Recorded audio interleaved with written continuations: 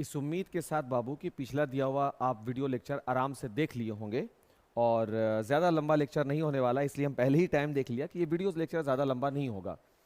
Previous video lecture में आप संधारित्र के कॉन्सेप्ट को जाने कि एक्चुअल में एक संधारित्र क्या होता है और किस प्रकार से एक आवेशित प्लेट दूसरे अनावेशित प्लेट के द्वारा और अधिक आवेशित किए जा सकते हैं या उसे और कम किया जा सकता है या उसके विभव को बढ़ाया और घटाया जाता है। वो बात और है कि हम विभव को के साथ क्या कर रहे थे, वो और बात है, लेकिन हम जो बेसिक पर्पस जान लिए थे उस संधारित्र के बारे में, उस कैपेसिटर के बारे में, वो बस इतना सही बात समझ में आया हम लोगों को कि किस प्रकार से उसके ठीक बगल में, उसके बिल्कुल अलाइन करके कुछ दूरी पर दूसरा प्लेट को अगर रख दिया जाए तो किस प्रकार से वो प्लेट बिहेव करता है और कैसे उसकी उसके धारिता को बढ़ा सकते हैं विभव को घटाते हुए।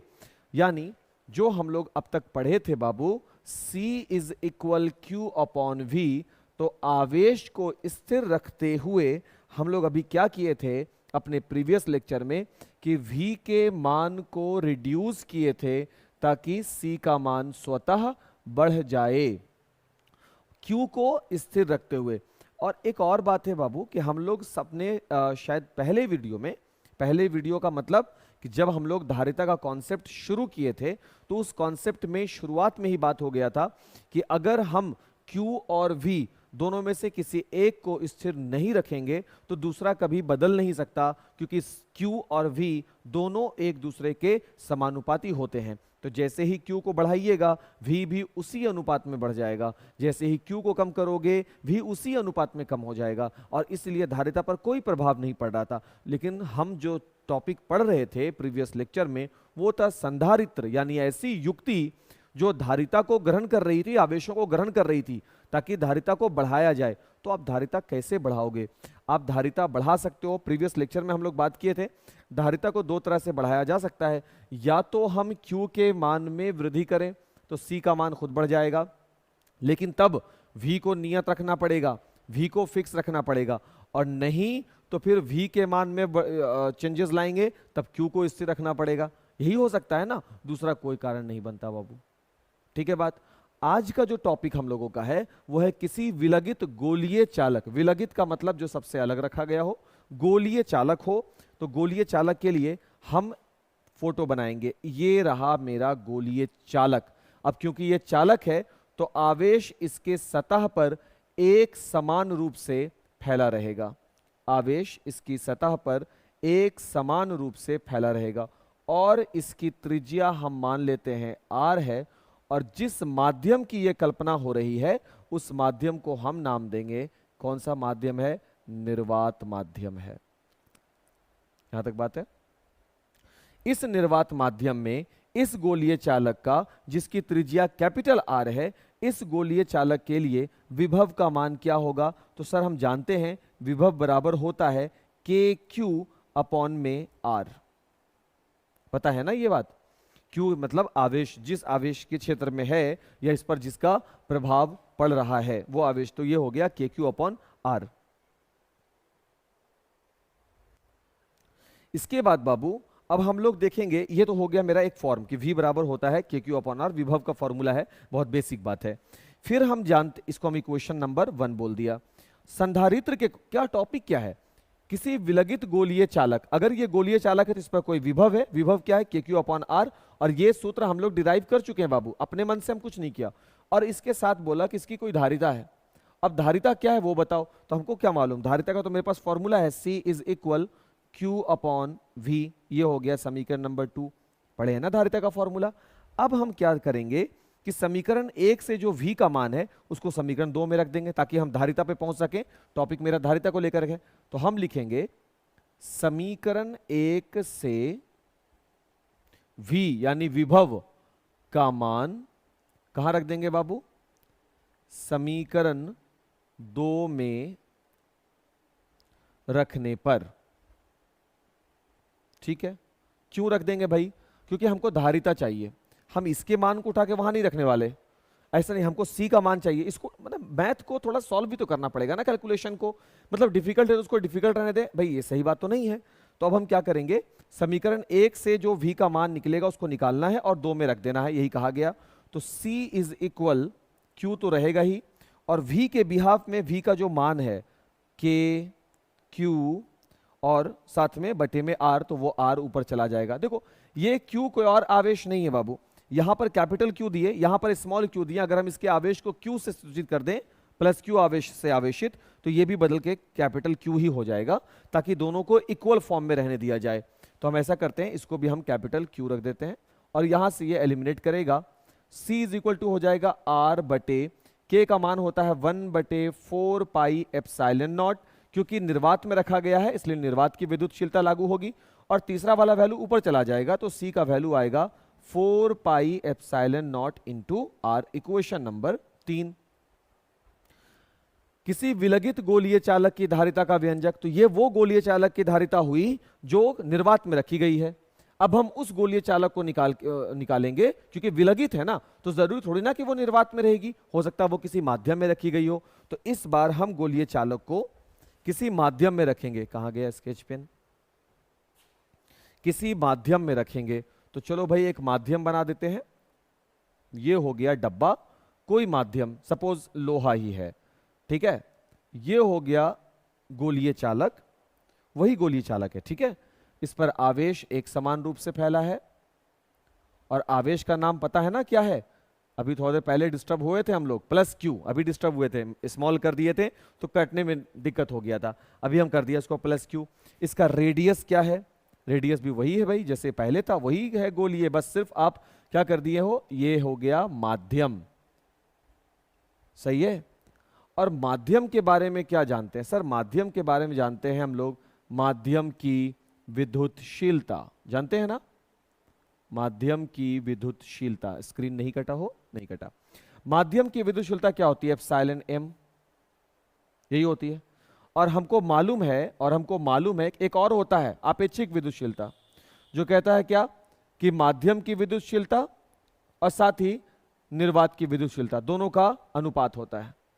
तो उसी हिसाब से बाबू माध्यम की विद्युतशीलता, आपको मालूम नहीं है ना कि कौन सा माध्यम है ये, तो माध्यम की विद्युतशीलता जो होगी वो आपेक्षिक विद्युतशीलता और निर्वात की विद्युतशीलता का गुणनफल होगा, सही। तो अब अगर आप C निकालो तो C बराबर 4 पाई एप्सिलॉन नॉट के जगह पर हो जाएगा epsilon m into epsilon r, देख लो, और साथ में कैपिटल R जैसे लगा हुआ था बिल्कुल वैसे ही लगा रहेगा। तो अब देखो ध्यान से बाबू कि हमको क्या किए, यहां पर पहले क्या बोला कि विलगित गोलीय चालक की धारिता निकालो जब निर्वात में है। विलगित गोलीय चालक निर्वात में भी हो सकता है, तो निर्वात के लिए ये निकला समीकरण 3। उसके बाद इस गोलीय चालक को हम किसी माध्यम में रखा, किसी माध्यम में रखा गोलीय चालक को, जब माध्यम में रखा तो यह है माध्यम की विद्युतशीलता, और इस वजह से जब हम इसकी धारिता निकालेंगे C डैश, तो वो क्या होगा, देखो धारिता 4 पाई एप्सिलॉन नॉट r, तो अभी होगा 4 pi epsilon m dot r, होगा कि नहीं होगा भाई? एप्सिलॉन नॉट था क्योंकि निर्वात था, तो एप्सिलॉन m होगा क्योंकि अब ये कोई ना कोई माध्यम है, तो ये हो गया समीकरण 4, 3 के बाद समीकरण 4। उसके बाद हम जानते हैं कि आपेक्षिक विद्युतशीलता माध्यम की विद्युतशीलता और निर्वात की विद्युतशीलता का अनुपात होता है। तो माध्यम की विद्युतशीलता जो होगी वो आपेक्षिक विद्युतशीलता और एप्सिलॉन नॉट यानी कि माध्यम की विद्युतशीलता का गुणनफल हो जाएगी। भाई इसको अकेला करोगे दोनों गुना होगा। तो अब आप क्या करोगे, एप्सिलॉन m का वैल्यू यहां ले जाकर रख दोगे, तो यहां से आपको मिलेगा C डैश बराबर 4 पाई, और देखो ध्यान से 4 पाई, और ये एप्सिलॉन m के जगह पे epsilon epsilon r dot epsilon not, और साथ में क्या है इंटू r। क्या हुआ, ये वाला वैल्यू कहां से आया, यहां से। कहां से किए भाई? ये काम हम किए समीकरण 4 से। हो पाएगा? बिल्कुल हो पाएगा। इसके बाद बाबू एक चीज और हमको दिखेगा, वो ये है कि C डैश बराबर हम लिखेंगे, देखो ध्यान से 4 pi epsilon not r dot epsilon r।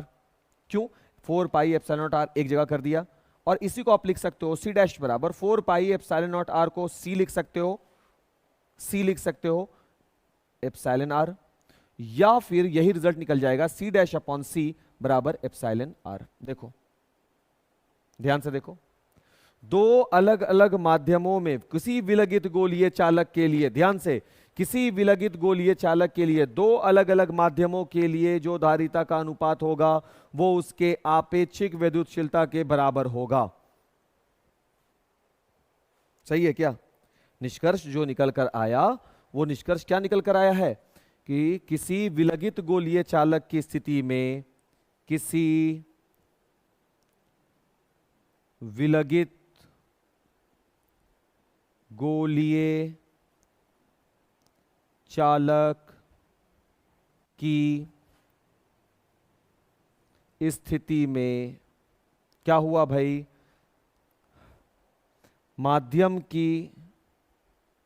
माध्यम में धारिता तथा